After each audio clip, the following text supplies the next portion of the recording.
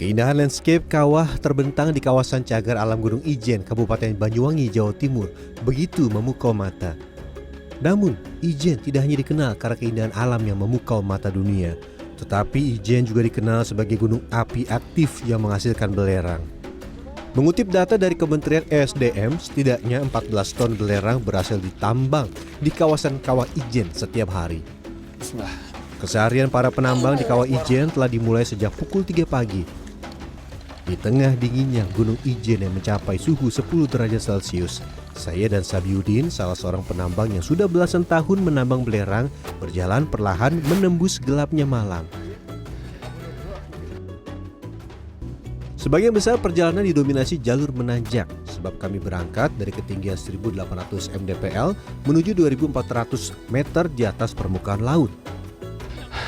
Para penambang bilang, biasanya mereka tuh 1 jam udah sampai. Ini saya udah 2 jam, sekarang udah jam 5 ketika di take dan masih panjang perjalanannya. Dan lu...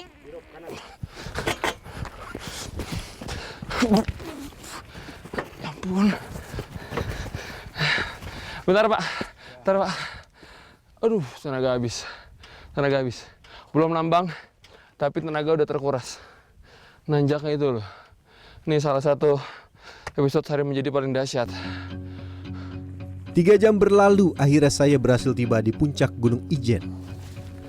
Pagi hari adalah waktu yang tepat bagi para penambang belerang di kawah Gunung Ijen untuk memulai hari mengais rezeki. Sebab setelah siang hari, konsentrasi belerang akan menjadi sangat pekat dan dapat membahayakan pernafasan manusia.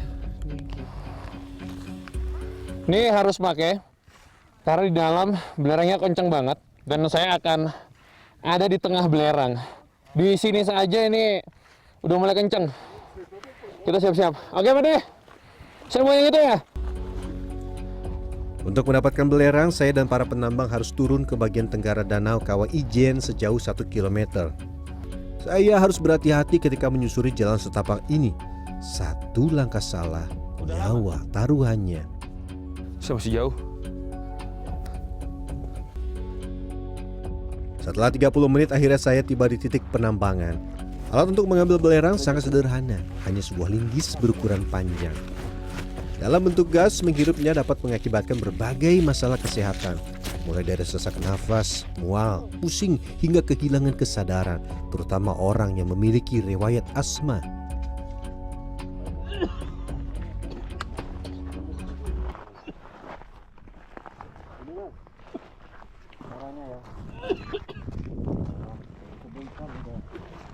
Ya.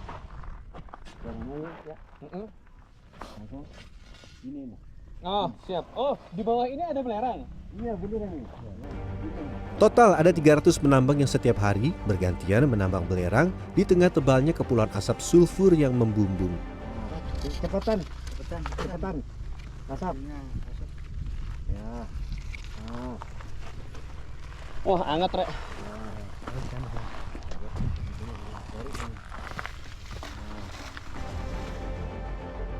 Namun jangan sesekali menyentuh cairan yang baru menetes dan berwarna merah pekat, sebab suhunya sangat panas mencapai 200 derajat Celcius yang dapat membuat tangan terbakar. Saat mengeras dan mendingin, belerang akan berubah warna menjadi kekuningan. Dan ketika tengah menambang, tiba-tiba arah angin berhembus ke saya, membuat asap belerang menembus masker dan pelindung mata.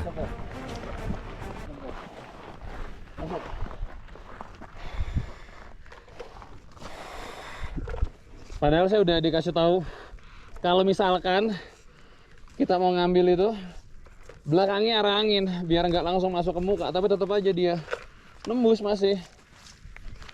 Aduh, leher. Peluh keringat yang membasahi sekujur tubuh menjadi keseharian para penambang di tempat ini, termasuk saya. Tidak ada istilah menyerah demi mengais rupiah. Suara linggis penambang sesekali beradu dengan suara batuk. Leher kering banget. Apalagi tadi beberapa kali di asap yang dia warnanya masih kuning. Tuh kandungan belerangnya kan masih tinggi ya. Bagus banget. Bisa dapetin yang gede-gede kayak gini. Tapi kitanya yang berasa. Cepetan tapi. Selain menetes di Bahaya, Mas. bagian dinding-dinding kawah, belerang juga menetes di bagian bawah pasir. Ya. Kalau udah kuat jangan dipaksa. Dari sini. Biar enak dari sini, Mas. Ya. Ini antamnya. Ini ya. Panasnya Iya. matahari yang seakan membakar kulit perlahan berubah menjadi berawan. Arah angin pun kini menuju ke titik kami para penambang. Terus. Nah, cepetan. Bahaya. Belerang di Kawah Ijen dihasilkan dari proses sublimasi gas-gas belerang yang terdapat di dalam asam solvatara. Sederhananya, asam solvatara yang berada di perut bumi dialirkan lewat pipa-pipa baja sampai ke bibir kawah.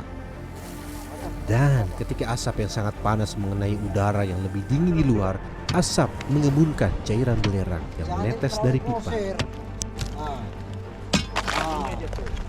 Jatuh sudah. Ini jatuh, Mas. Ini, Mas. Ya. Dikumpulin sama sini. Bekerja di tempat ini memiliki resiko sangat tinggi. Ya, selain menghadapi medan yang sulit untuk menuju Kawah Ijen, juga tidak ada jaminan keselamatan di sini. Salah melangkah, saya bisa langsung tercebur ke dalam air kawah yang sangat asam yang dapat membakar kulit.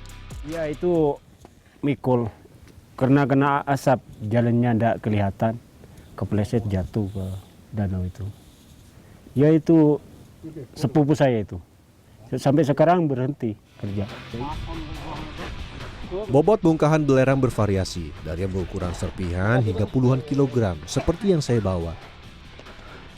Tiba-tiba Tasnya, Mas. tadi asap masuk. Tasnya itu. Iya. Saya salut buat teman-teman yang nambang belerang di sini, Pak. Hebat. Nggak kebayang setiap hari. Saya yang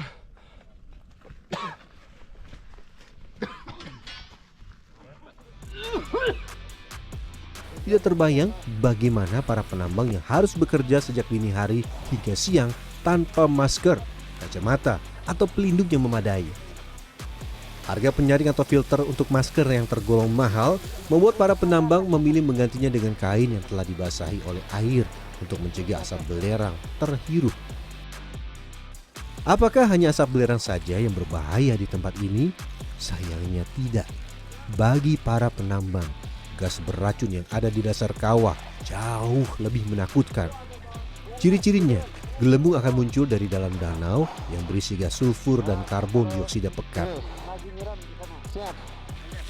Mengutip data dari BNPB, pada Maret 2018, 30 orang warga desa Kalianyar, Kecamatan Ijen, Bondowoso mengalami keracunan gas yang keluar dari bagian kawah Ijen dan turun ke permukiman warga.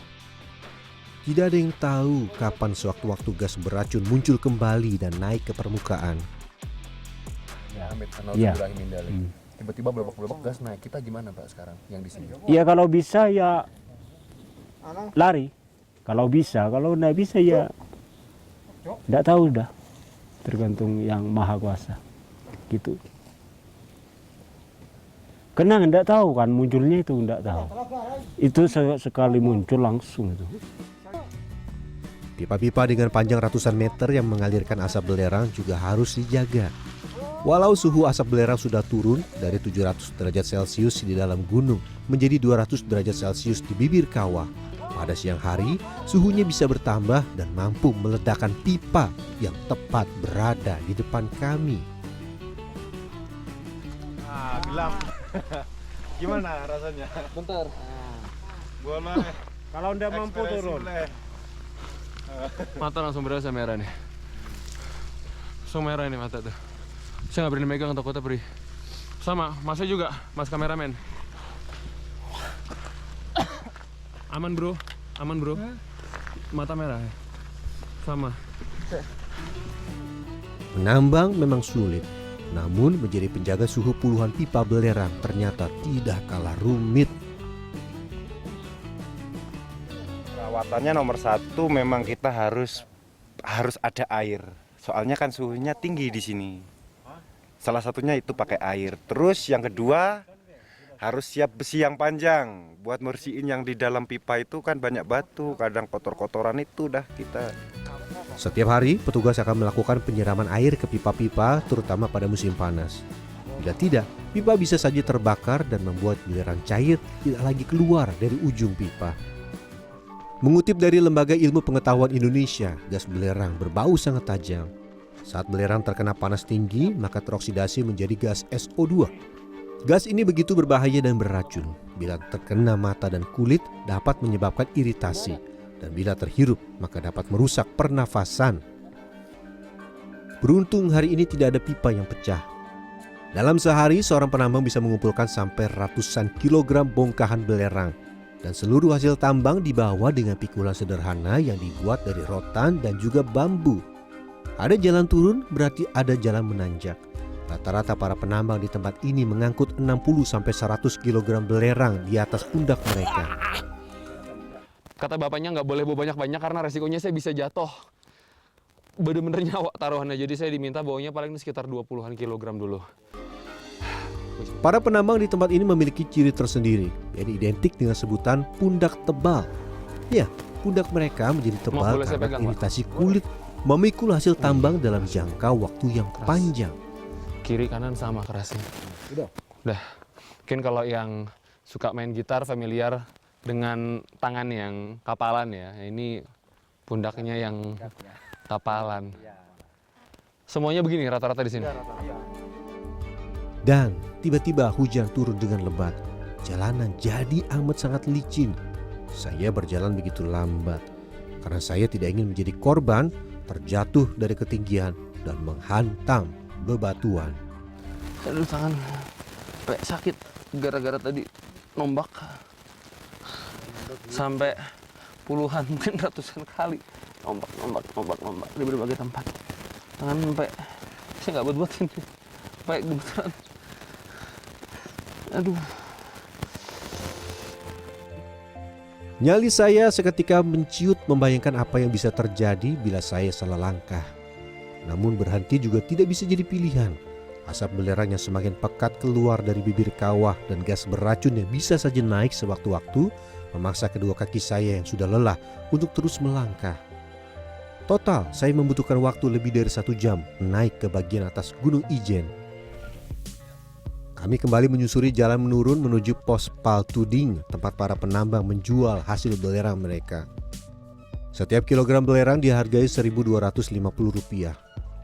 Ada alasan para penambang tetap bekerja meski risiko sangat tinggi, yaitu uang yang bisa didapatkan tanpa harus menunggu. Sore Pak, sudah saya taruh ya Pak. Dapat berapa Pak hari ini? 80.000. Alhamdulillah disyukuri ya Pak ya. Sebetulnya biasanya bisa lebih banyak, tapi karena lagi hujan, nanti kena gas, malah berbahaya, malah bisa sakit, bahkan bisa terjadi amit-amit hal-hal yang tidak diinginkan. Jadi setidaknya untuk hari ini ada sedikit rezeki, besok kita lanjut semangat lagi. Selain menambang, pemerintah setempat juga memberikan sejumlah pelatihan bagi para penambang menjadi seorang tour guide hingga troli wisata. Troli wisata yang memberikan manfaat baru bagi wisatawan yang tidak kuat naik, maka penambang-penambang ini beralih fungsi menjadi troli yang membantu mereka untuk naik. Nah dari sini pendapatan mereka jauh lebih meningkat lagi. Kalau tadi guiding ya, guide itu untuk menggaiti biasanya 10 orang ada satu guiding itu 250.000. Jadi ada tambahan lagi yang troli tadi itu PP itu 800.000 yang bisa dia tingkatkan ekonominya. Maka Selain itu, kesehatan juga kini menjadi perhatian yang diberikan pemerintah setempat untuk para penambang. Belerang sendiri dapat digunakan untuk berbagai hal, mulai dari korek api, karet, kosmetik sampai pemutih untuk gula. Nantinya barang ini akan dimurnikan untuk dipisahkan dari pasir dan bebatuan. Terakhir dikirim ke pabrik-pabrik yang telah melakukan pemesanan. Kawah Ijen memang kawasan wisata yang sangat indah, namun memang sangat berbahaya bagi mereka yang ingin menikmati fenomena alam api biru yang ada di Kawah Ijen. Memiliki begitu banyak manfaat, namun siapa sangka mendapatkan belerang atau sulfur jauh dari kata mudah. Bahkan tidak jarang nyawa melayang ketika menambang. Rian Fernando, Dwi Agung Yudiarto, Banyuwangi, Jawa Timur.